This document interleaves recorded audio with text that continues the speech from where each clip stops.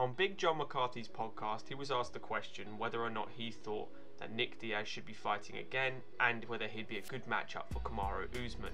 Now, this is a very odd question, but it was only asked because of Nick Diaz. He was asked the question whether he would be fighting again, and he came out with a quote. "I'd rather fight for the title. If I'm going to fight, I want to fight for the title, yeah. And here's the thing, they say I have to fight a bunch of guys and stuff like that, but you know what? It's a bigger fight to skip all the mess. I don't need to go in there and get my ass whooped by these young guys anyway." In which he thinks that he would be a good matchup for Kamaru Usman, and whether he thinks that he should be fighting Kamaru Usman if he's going to fight again anyway.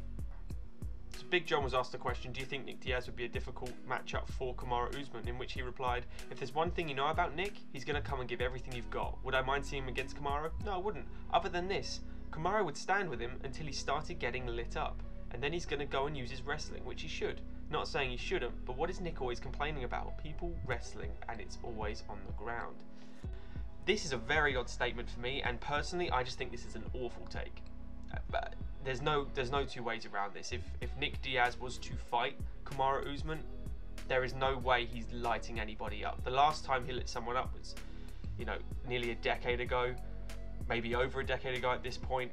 He could barely get through Robbie Lawler. He had to quit into that fight, and Robbie Lawler is far from his prime, and it's a very odd statement from someone with John McCarthy's knowledge, and I'm not sure he actually really thought about this, because Kamaru Usman is no joke standing. He knocked Gilbert Burns down pretty much with a jab and KO'd Jorge Masvidal, who is a renowned clinical striker.